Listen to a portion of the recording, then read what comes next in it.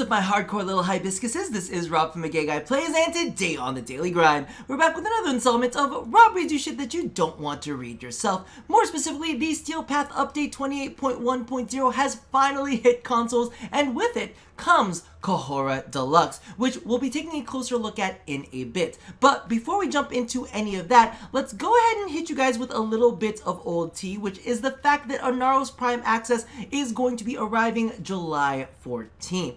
Now, invoke the wrath of the desert sands with Inaros Prime. Inaros Prime leaves their ancient resting place to arrive with the brutal Panthera Prime, elegant Keris Prime, and much, much more, including the tears of everybody who was hoping for a Ninja Prime. Now, as you can see, Inaros Prime Access features Inaros Prime Rise Eternal to cast fear of Inaros into them, featuring altered mod polarities for greater customization. Now, the Panthera has been an old school weapon, and if I'm going to be completely honest with you, I'm crossing my fingers that they do some good with it. The Max Velocity Saw Launcher Perfected features a larger mag, faster fire, and radial slashing ricochet. I'm very curious about that last bit, mainly because of the fact that I feel like the Panthera is one of those gimmicky weapons that's like almost really good, but not quite there. We've had to use a lot of aid when it comes to Rivens in order to kind of like pump it up a little bit more, but I'm hoping that with this version we'll actually get something that is far more usable. Maybe a mastery rank 15, 16, 17, 18, I don't know, we'll see. Then we have the Keris Prime, another one of the older school weapons. This Master Blade is the heavier, oversized, and far more lethal version of the signature weapon of an extinct order of Tenno assassins. Again, this one's not a half a bad weapon. I need to play around with it a little bit more after all of the recent changes. But who knows, this could be the real winner of it all. Like with Tatiana Prime Access, the Pangolin Prime was actually kind of like the star of the show there. I was like, woo! So this might be the bright shining hope for this set. Now, we also have Inaros Prime Glyphs. We have a closer look at the two weapons here. Then we have the Inaros Prime Accessories, which is the Mythak Prime Armor and the Cathis Prime Sindana. The armor set in and of itself, I'm not super duper excited about. It actually reminds me of this one that we already have in-game. It's kind of like, I don't know, it's got like that ribbon, the cloth ribbon that sits on it, but other than that, it's kind of like static. This looks around the same vibe. No cloth off of it, but just that weird static shape. And then when it comes to the Sindana, it actually doesn't look terrible in the grand scheme of terrible Warframe Prime Sindanas.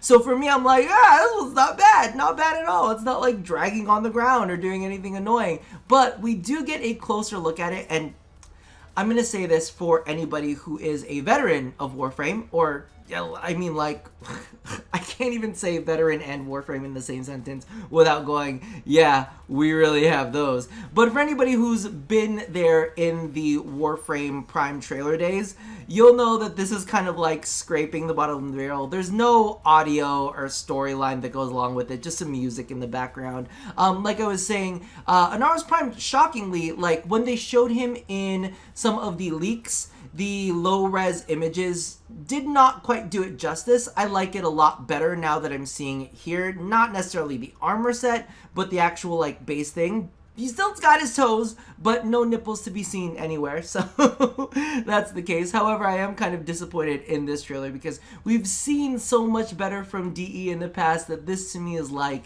slightly laughable. But let me know how you guys feel about Inaros Prime down in the comments below, whether you guys are excited for him or not, or, you know, whether you like the model, whether you like the accessories. I'm thinking I might pick up the accessories and just, you know, pick up Inaros with some plat. I'm not really too stressed over it. But anyway, let's go ahead and jump into the Steel Path. It's time to take on a new challenge. The origin system is ever changing. Not really. Let's be real. This is the same origin system. You've just bumped up the levels for these targets, so it's really not changing. It's just higher levels. Let's just be real. Our enemies grow more powerful. Only the Tenno with true mastery of their arsenal will overcome what awaits us. Once you have found yourself with a completed star chart, you may choose to arm yourself for a higher tier of enemies in Warframe. With this update, we are introducing the Steel Path, a way to replay the star chart with all regions receiving plus 100 enemy levels. You will earn exclusive emotes, I don't fucking care, and trophies, I don't fucking care, by completing each region. Team up or go it alone, good luck. If you are not ready for the challenge, fear not, it's not going anywhere. One day you may be prepared to take the steel path. Your weapons make music and the enemy calls for a song. Very pretty, I like that one.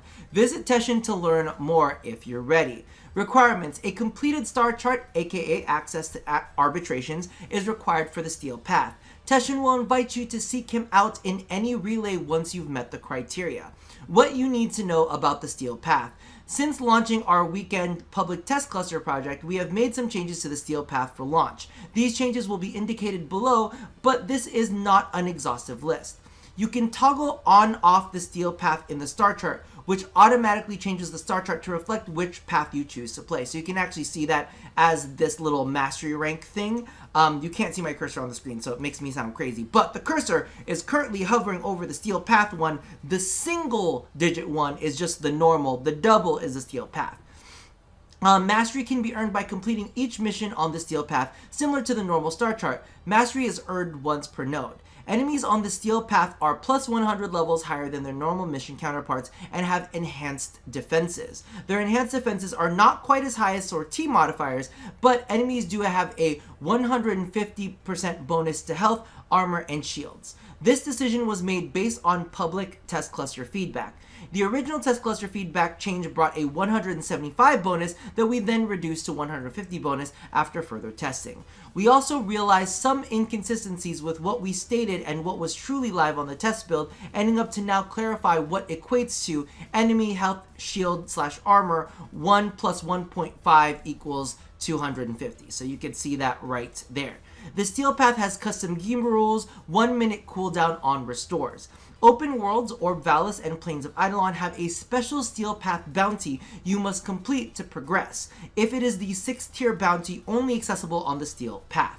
The steel path Eidolon levels will increase respective to their difficulty for Tenno who seek a challenge, and also drop 1 steel essence on death. Terrorist level 110, Guanchalist level 120, Hydralist level 130.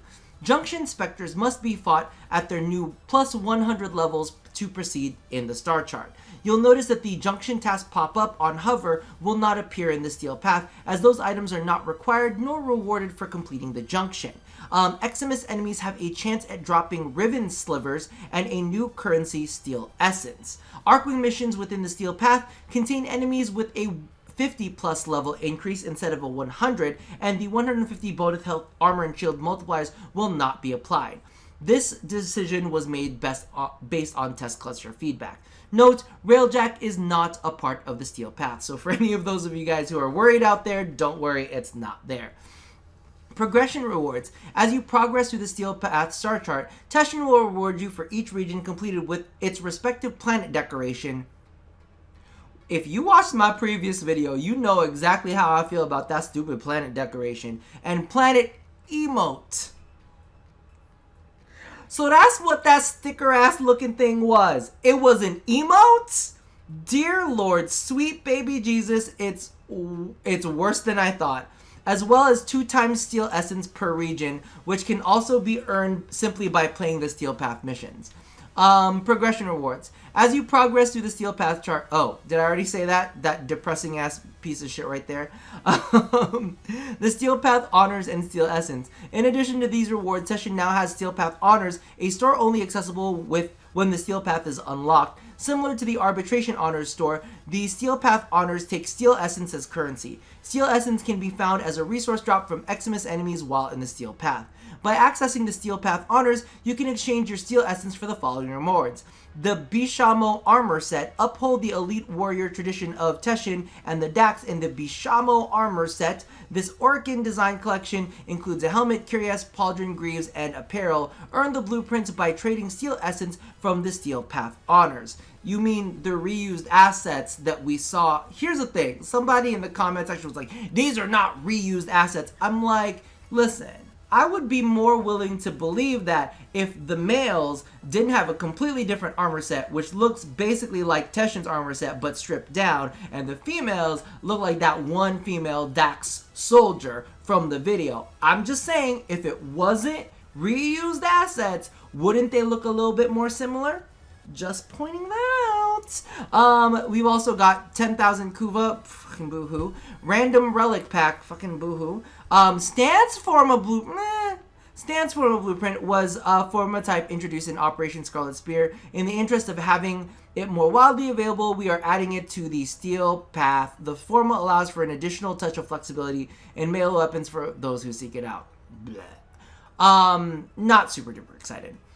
We also have the Steel Path feedback mega thread. I will go ahead and leave the hotfix notes linked down in the description below, just in case you want to get through the mega thread, because there's a lot of things that I want to say, but your boy is busy making money and interacting with people in real life to deal with all this right now. But let's take a look at the Kahora Deluxe skin.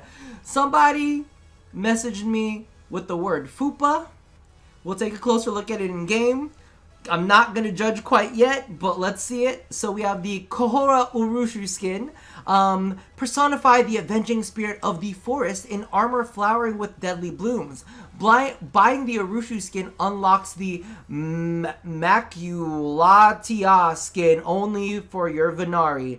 Includes Maculatia Venari skin, the Korra Urushu Agile and Noble animation sets. Maculatia Venari skin. Venari becomes the dark and dangerous woods in this deluxe pet skin. We also have the Kahora Urushu collection. Embody the galaxy's most dangerous flora with the Urushu collection. Includes the Kahora Urushu skin, the Vitaria blade and whip skin, and the Maculata skin for Venari or your favorite Kavat. Includes Korra Urushu Agile and Noble sets. They also did not mention, and I'll show you it in the store, I think that it also comes with a color picker for the Kavat skin as well. We have the Vitaria Blade and Whip skin. Tangle your target in a thorny vine with this deceptively floral skin, and the Maculata Kavat skin. Nature at its most brutal comes alive in this deluxe skin for your Kavat. Moving on. We also have General Edition, so this is going to be Nightwave Glassmaker Episode 3 is now live. What game does the Glassmaker have in store for you? I'm going to point one thing out. I'm already finished with this Nightwave, and they're just now releasing Episode 3. DE, you gotta move, you gotta groove. All right, we have these Zora's interaction changes, and I think we're gonna end up closing out with this one because I was taking a look at the rest, and they're mainly fixes.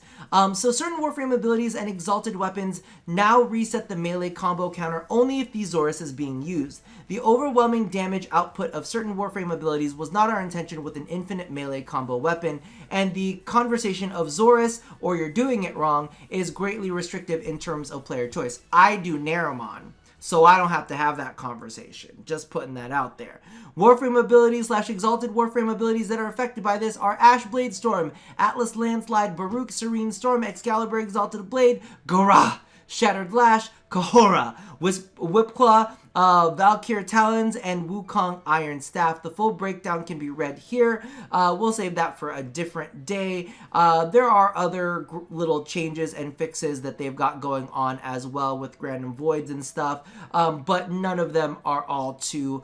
I don't think that there's anything that I really need to go ahead and draw upon. Now, let's go ahead and take a look at Miss Kahora. I wanted to go ahead and do a live reaction to this deluxe collection. We're gonna, I mean, we'll see.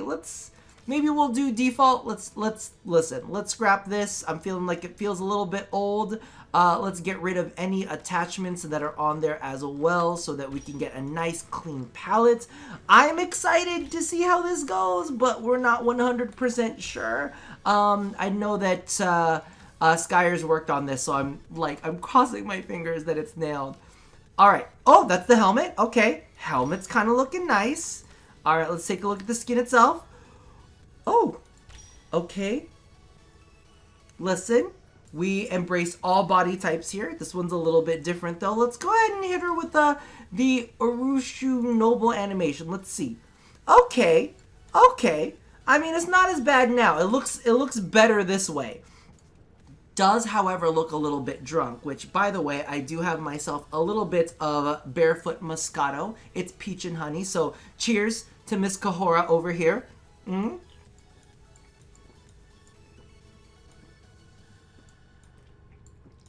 It's an interesting one. She is looking a little bit round, but you know, like I said, all bodies. Okay, she wanted to get into full-on kick line. She was like, listen, don't you dare body shame me. And I'm like, you know what? I'm not going to body shame you right now. As many of you guys know, I'm very big on making sure that we give it a little bit of a moment to kind of like customize it. Right now, it's looking a little bit strange, but I think that I will be able to make something work off of this. This, of course, is the Seti Lacera with the Vitaria Blade and Whip skin. It does look like we have some energy effects on there that I don't know why they're not going away, but they're there. And it actually looks pretty damn good. I really like the shape of the blade, and I like this little end of the whip thing. Can you see my... Yeah, you can see my cursor. All right. Now, let's go ahead and take a look at what Venari looks like. All right. I mean, it doesn't look so bad. Is her butt see-through? Does she have, like, see-through butt moment? Oh, okay. All right, you flashy. Let's go ahead and turn on Venari. And let's put it on a different customization because we don't know how this is going to turn out. Here is the Macularia Venari skin. That actually, wow. I actually really like this. Oh, shit. Okay, bitch. I'm going to say it right here. Yeah, we do have to do some recoloring for it, but it looks like a Viper. Wow. Okay, B, pick it up just for this skin alone. I'm going to say it right then and there. Pick it up for that skin on its own because that is a 6 skin. What do I have going on over here? Let's take a look at it. Is it just... Oh, no. It must be like an attachment. Hold on. Attachments, right? Where is the... Am I crazy?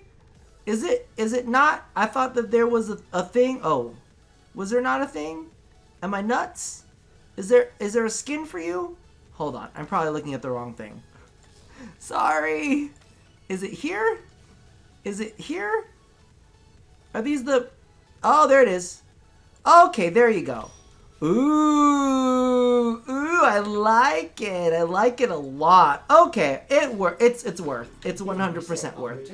But let's go ahead and take a quick walk.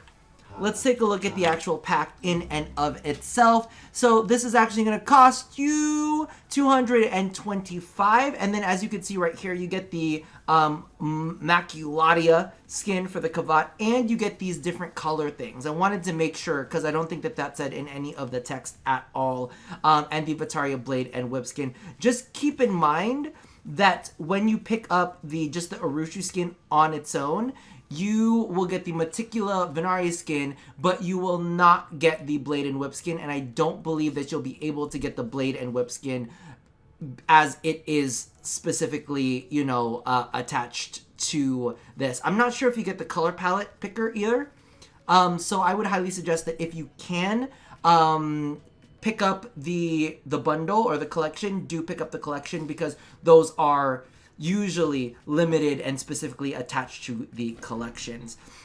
All right, so that's it for me for now, you guys. I'll be doing some Steel Path stuff. I'll definitely be streaming it, so if you guys want to come and join me for those things, we can definitely do that at some point. There's still a lot of things to talk about, like the potential acquisition of DE, just Steel Path and other things like that. I'll put out another video at some point in time, but I think I'm going to go ahead and enjoy my Moscato and maybe get to coloring a little bit, because that's really all we have to do in Warframe these days anyway.